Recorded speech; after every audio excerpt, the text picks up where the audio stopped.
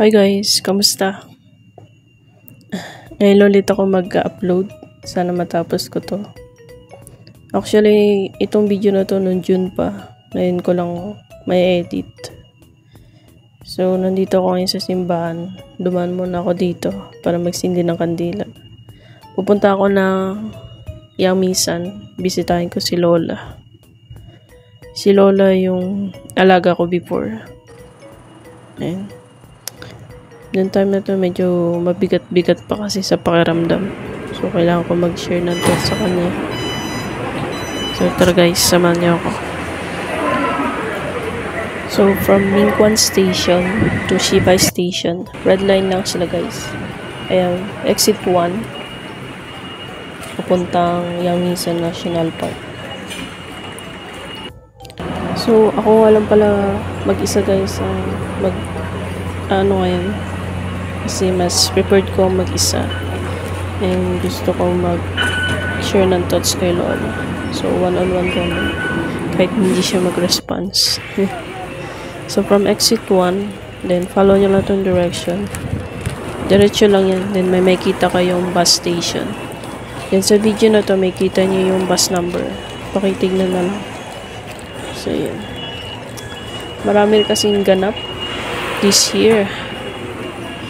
First month, second month, and kaya medyo mixed emotion ako. Kaya medyo mabigat. And kaya share tayo. Si Lolo nga pala is naalagaan ko siya almost 5 years. So, yun ang mahirap guys kapag napamahal kayo sa alaga niya. Sobrang na-attach kayo. So, ganun talaga ang buhay. Kailangan natin mag-move forward kahit masakit at mahirap. Life must go on. Ayan. Ito yung way papuntang memorial ni Lola. Ayan. Dito siya banda sa taas. Ayan. Nga pala guys, kung magtataka kayo, iba yung ano nila. Yung kay Lola kasi is after cremation, ayan, sinaboy lang siya dyan sa lupa. Ayan, parang ginawa siyang pataba. Ayan. So, tinakpan lang ng bato. Ayan. Ang sabi is, magiging bulaklak daw si Lola after a year. Ayan. Ganun din yung iba dito. Magiging bulaklak sila. Ayan.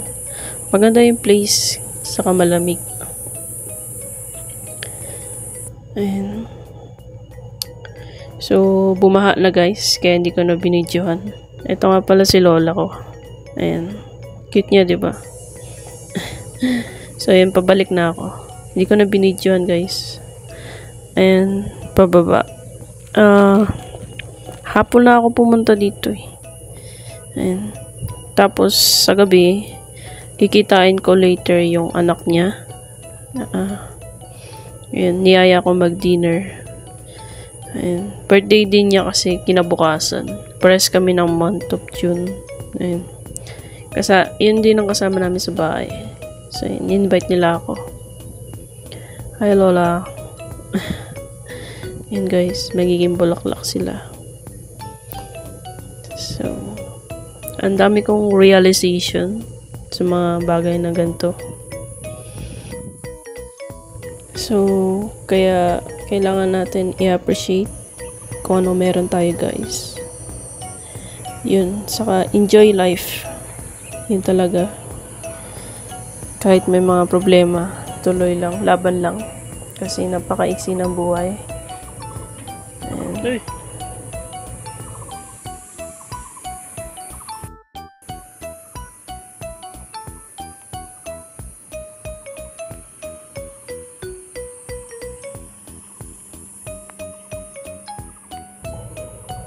so yun guys, pabalik na ako. Pababa. Yung kay Lola kasi nasa taas. Kumbaga sa floor is nasa 5th floor. Ayan.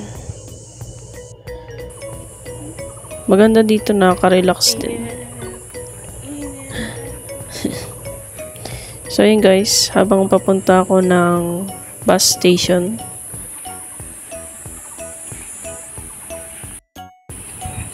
Ayun, may nakita akong trail. Ayan, nagti-trail ako. Kahit hindi ko alam kung saan papunta to. Ayan, hindi ko alam kung saan ako dadali ng paa ko. So, sundan lang natin yung direction, guys. And actually, halos wala akong kasabay. Wala akong makikitang tao. Ayan.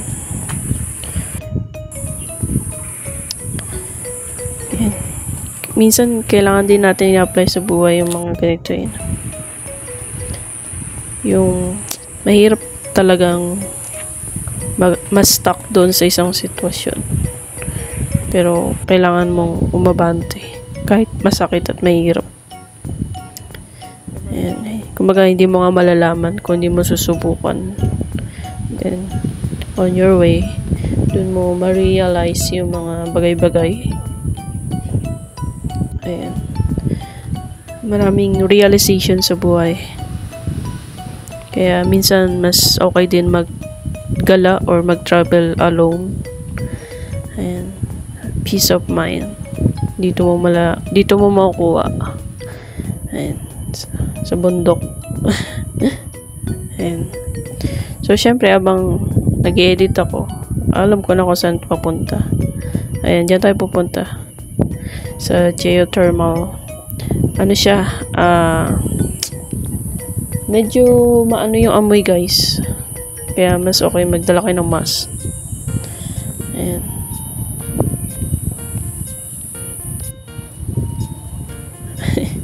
Actually, guys, hindi ko talaga alam kung saan papunta to. Just, lang talaga, literally, sinusundan ko lang yung paa ko kung saan patungo. Ayan, ito guys, yung musok na yan, sulfur yan, kaya medyo maano yung amoy. Ayan, pero maganda yung view. Yun naman ang gusto ko, yung view ang maganda. Ayan. Actually guys, dalawa to. Yung last time na pumunta ako kay Lola, ibang way siya, pero sulfur din. Pero iba yung view. Pero ganito rin umusok. Tapos ito naman yung sa kabila. Ayan. Maganda siya sa baba. Kasi nakita ko na, kaya nasasabi ko na dito sa pag-edit ko. Ayan. Maganda dito sa Yangmingshan. Maraming magagandang mga place. Maganda sa mata. Ayan. May ano rin pala dito. May hot spring. Ayan, madadaanan natin mamaya.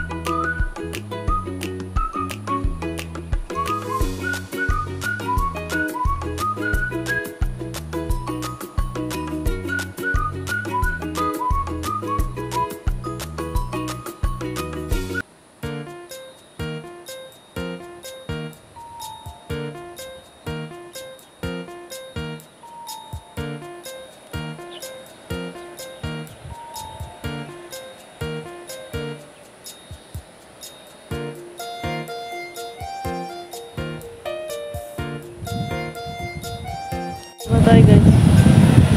Natin pa rin maingay ko sa baba.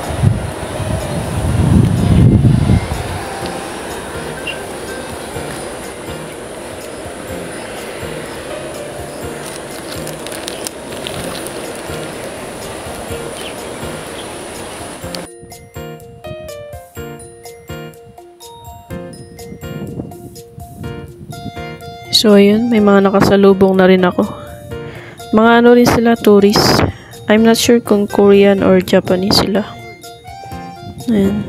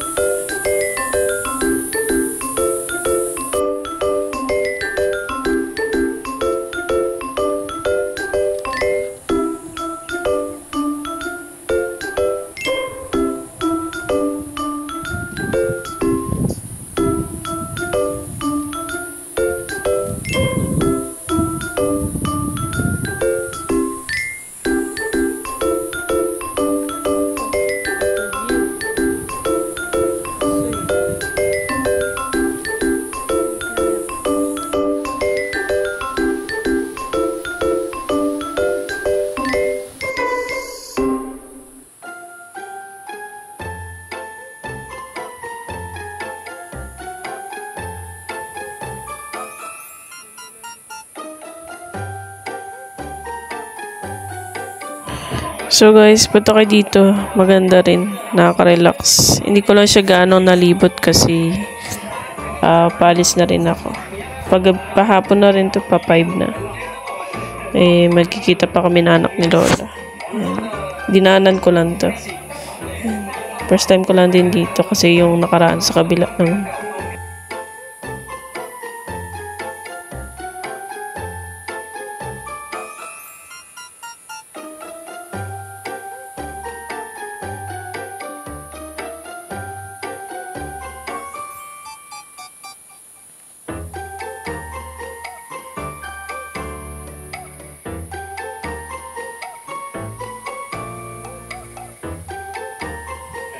Meron dito guys, perfect spot ng lake na to.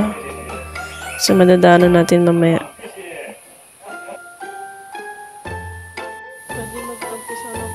So dito pala guys, diyan may hot spring diyan.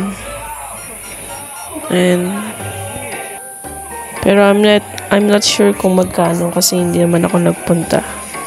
Nadaanan ko lang siya. And ganda dito guys. Yan. Doon banda hot spring yan. Maraming matatanda yun na nakaupo.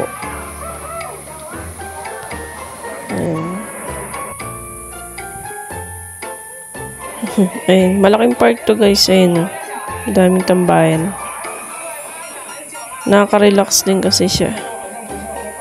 Saka yung view maganda. Ayan, dito pala guys yung perfect spot nitong lake, na to, view na to. Ayan, pasok kayo dito sa baba.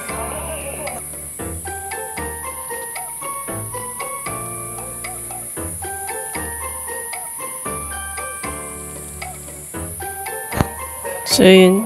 Ayan. Sariling sikap tayo guys. Walang taga-kuha. Ayan.